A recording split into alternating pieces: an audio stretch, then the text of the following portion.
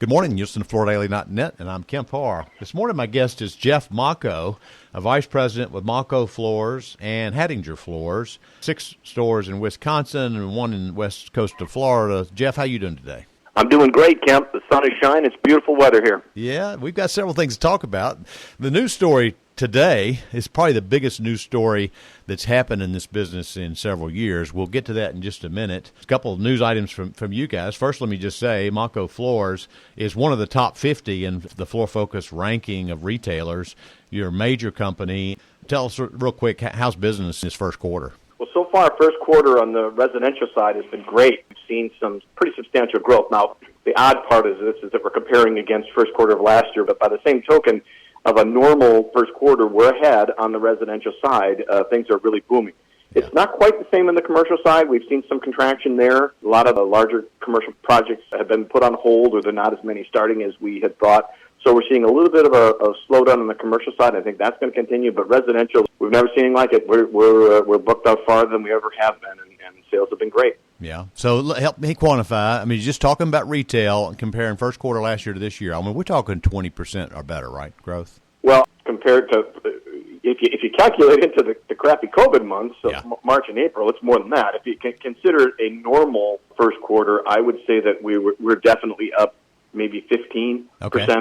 All right. Here's a little bit of sweet news. You were not at the NFA meeting this week, and as a reason, you're actually retiring, stepping down, and Scott Brown's taking over, right? Yeah, that's correct. This is the first meeting that I've missed in, I bet you 15 years. So I'm not going to lie, it was a little tough seeing pictures come through with all of my friends in the industry, at the meeting. But the company's in very capable hands. Scott Brown is our new company president, and Jim Macco is our company CEO, and they've got the reins, and I believe they're going to continue to grow the company. Last time you and I did an interview, the interview was around the topic of nylon carpet and how you guys are strong believers in the performance of nylon carpet. Your RSAs promote it, and you're still a big seller of carpet. This news today, Lowe's has acquired the Stainmaster brand name and all of the sub-brands as well, and that's effective immediately. So, that's big news, and the big question is, how will Macco Floors react to this news? I don't know if you remember an interview we did a while back. I think when Stainmaster first made the decision to put the Stainmaster brand on polyester carpet. Right. You and I talked about it at that point, and I think what I said to you then was, unfortunately, this is the beginning of the end. Today's news is just simply the end of the end. So we knew back then that there was a conscious decision on the part of Invista to milk this brand for whatever gain they could get, and adding the brand to inferior quality carpets was certainly that's what happened. Is we just cheapened the brand, and that's okay. I mean, I understand. Business is business, first off. We get it. We have been, and still will be a supporter of nylon fiber.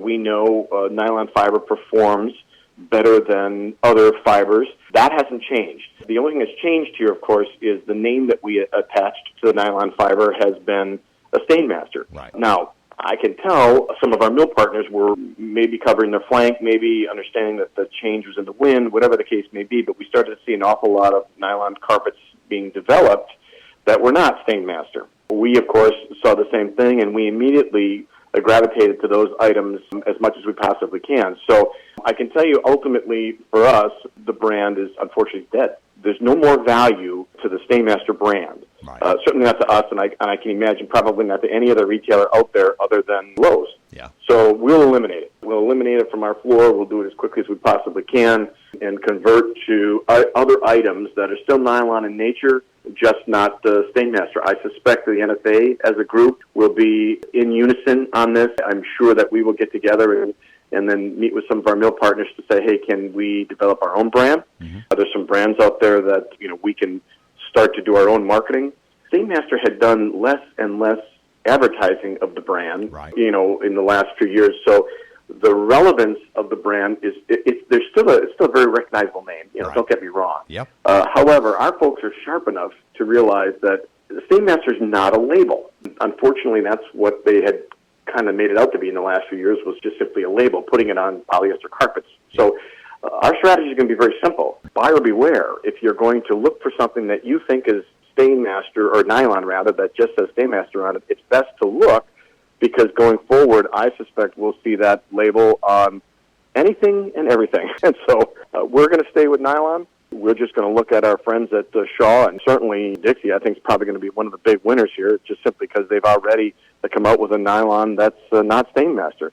And we'll put those products forward on our floor, and we had a good run with Stainmaster, but so be it. Yeah, I mean, let's go back to the history real quick and run through. It was 86, I think, they started advertising, and spent over the 3-year period when they were really ramping this thing up and there were still only 3 television stations. They spent over $80 million building the Stainmaster brand name, and it was for a particular product. It was for nylon 6.6 with a fluorocarbon treatment. I mean, it was actually a really highly stain-resistant product with a strong warranty. You say nylon, I mean, I think there's varying levels of nylon. Correct. And like you say, there's going to, I mean, Phoenix is going to come out with a name. I think Dixie's going to come out with a name, and I'm sure Shaw's looking at it. They've already got some names, but those are the 3 that have been sticking with Stainmaster. And this Pet Protect story has had a message for a long time, and Lowe's gets that brand as well. It's going to be a disruptor, don't you think?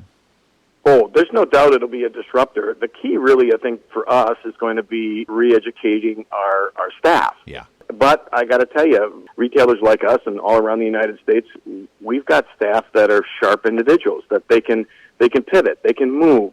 So you are correct. The Pet Protect story is a great story. However, I do know that Dixie, for example, just introduced a solution-dyed nylon, and so we're simply going to find other solution-dyed nylons, and the warranties that we're getting on some of these vendors are identical to the warranties that we were getting from Stainmaster, so we should be able to pivot. But your point is really valid. When the Stainmaster first developed, it was legitimately built better than other fibers on the market, and consumers understood that. Unfortunately, in the last couple of years, putting the brand on carpets that weren't built better, that just diminished it. So it is going to be a game changer, that's for sure. Logistically wise, I've got signs, I got trucks, I got these things that all need to be changed. I'm sure that we as a group, the NFA, and I think other buying groups will also kind of get together and come up with a strategy to transition away from the brand. Let me remind you of something that happened a long time ago. Just it's going to be very similar to this. There used to be television sets out there that were in every house. It was RCA and GE. Okay, they sold those brand names to Thompson Consumer Electronics. Okay, I mean, it was a year later and nobody bought any of those TVs. So I mean, you're right. Before my dad was in carpet, he sold TVs, so we were doing that. I know exactly what you're talking about. There's a long history of that. This may get me in trouble, but I'm just going to tell you, I'm 100% sure that this was the game plan from day one. This brand was purchased.